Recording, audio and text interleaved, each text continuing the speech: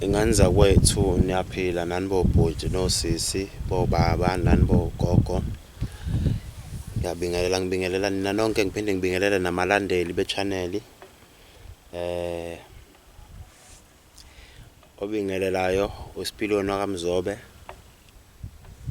Ngisendaweni yaseThekwini.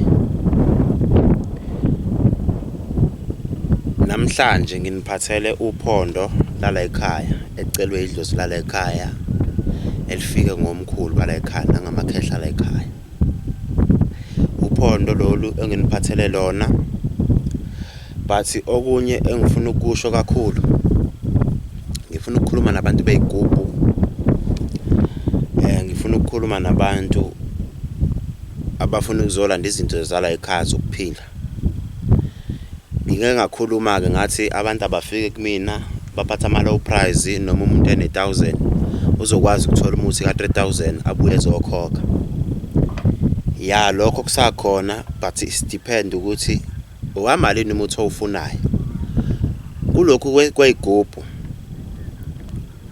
igubhu zala ekhaya, igubhu zokuphakanyiswa, igubhu zenhlanhla, igubhu zokudonsa ama client ebusinessini, igubhu zokudonsa imali kumuntu osebenza umsebenzi wezandla. So lezi igubhu lezi ama price athi 10000, athi 20000, athi 40, athi 60, athi 80, athi 100000 kukhuphuka. Kodwa uma ufika la ekhaya ungenayo imali, ngoba abantu isikakhulukazi abafuna igubhu abantu abangenayo imali. Uma uphethe imali engango 300000 angisiboni isidingo sokugijima uyofunana nezigubhu, ngoba 300000 ungalenza ibhizinisi uphumelele.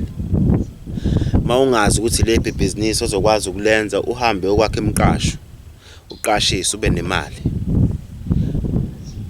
Wenze nje into enesiqi ehleli engalahleki beside imoto, ngoba imoto ibhizinisi yemoto ibhizinisi exega kakhulu, ngoba mawufa imoto ziyalahleka ziyantshontsheka. Akekho umuntu okwazi kodwa ukuntshontsha indlu.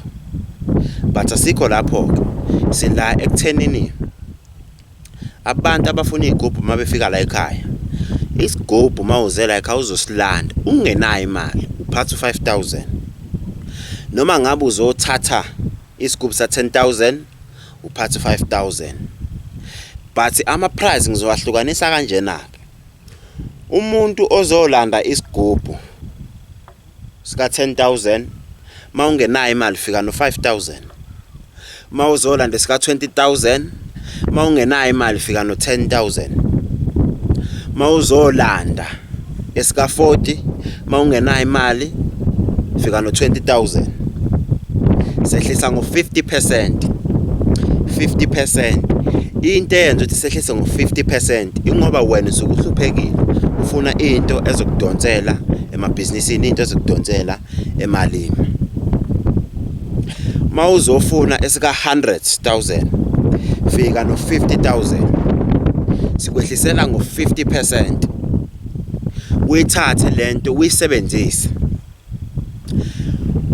Uma uno 50000 awunqatsheliwe ukubala ibhizinisi yakho ukuthi yenza malini.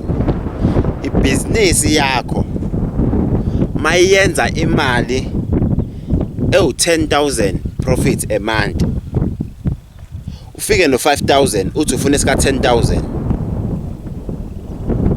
usibuka ukuthi sizokwenza kanjani lo 15000 noma lo 10000 obukushapa ngenyanga. Uzobona lesi sika 10000 sokuphakanyiswa uma ususithathile sesikunikeziwe sona, usuphahla usucela kusona, lo 10000 uzobona ukuthi ebhizinisini uzowenza 15000. Usukhona umehluko lapho. Ngalento oyithathile wahamba nayo oyoyisebenzisa emabhizinisini akho wenzayo. Noma ngabe unamabhizinisi awu5 uyawabhanga kwisigubhu esi1. Yonke into oyenzayo uyayibhanga futhi nasesigubhini, ukuze uyibone lento esikhuluma ngayo la ekhaya ukuthi yinto esigarantile ukuthi izofika isebenze.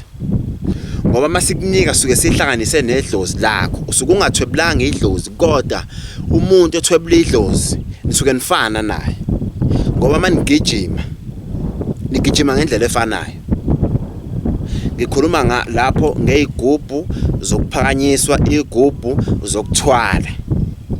Ukuthwala lokho kuyafana futhi nokuphakanyiswa, ngoba uma uthwele it depends, uthwele ngenyoka noma uthwele ngespoki noma uthwele ngedlozi. Ukuthwala ukuhamba nento emzimbeni wakho ongazwalanga nayo, uthweleke lapho. So abantu abafuna igubhu, abantu abafuna imithi, abantu abafuna izinto zokuphakanyisa, abantu abafuna ukuphakamisa amabhizinisi, abantu abafuna izinto zenhlanhla, mabefike la ekhaya bayithola zisebenze. Imali yo-5,000 ngeke izingixaki. Isigubhu manje ngikunikeze sona ngithi ebhizinisini yakho izinto izokwenzeka, kwi-travel yakho izinto izokwenzeka, guarantee for sure ngisuke ngifungile ukuthi lento engishoyo, lento enginqumela izofika yenzeka. Mayingenzekanga uvumelekile ukubuya nesigubhu silethe la ekhaya uphinde futhi sikunikeze imali yakho, ngoba le mali esichargeayo angeke izisixake.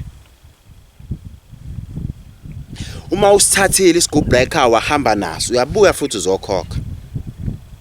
Ungathi mase sikusiza sesikusebenzela bese ungabisakhokha, ngoba angeke ushawe yimina. Mina ngeke ngiphahla umuthi ngithi wena kumele ushayeke. Mina mase ngiphahla ngiyemsamo ngifike ngithi bonke abantu abathatha izinto zala ekhaya engabasize sabasiza nedlozi lala ekhaya bangabuya bezoyikhokhela, akuvaleke kube emnyama bese kuyanda. Mase kwanda akusanda izinto ezinhle, sekwanda izinto ezimbi. Noma ungaya kwenye inyanga uyoyigeza ube clean, uphinde ubuyele esimeni uyoqiqa njalo enyangeni, angeke kube kusalunga lutho, ngoba the times uya kwenye inyanga sengidlulile kuwena ngizophinde ngibuyele emsamo sekukhona omunye owenzele liphuthe njengelakho lokuthi uhambe ungakhokhi ushiya isikweletu. So lolu phondo engiliphethe uphondo lokwebhula. Umuntu osuke efuna simhlolele la ekhaya simbhekela ngo-500.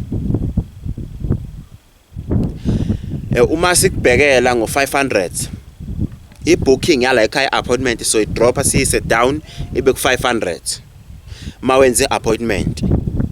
I-reason yokubhukha la ekhaya ukuthi the times ngisuka la ngikhona ngiza la ekhaya ngizo-attenda wena, kunemisebenzi engiyiyekayo and ngisuke ngingenayo sure yokuthi uza ngempela yini. Uma ungasezi sengifikile upetrol kusuka kwamlethe eThekwini, ngoba la ngisebenzela khona isemakhaya. Akufani nabantu abasuke befuna ngibaposela imithi ngibaposela ama products. So sesikhuluma ngokuthi ngiye ekhaya la kuphathwa khona impepho esigodlweni ngizosebenza wena.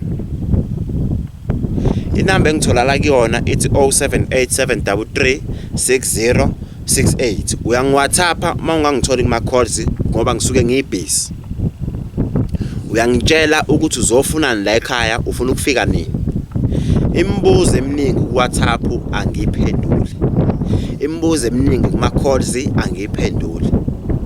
Umuntu uma engifonela noma engiWhatsApp usuke azi ukuthi ufunani.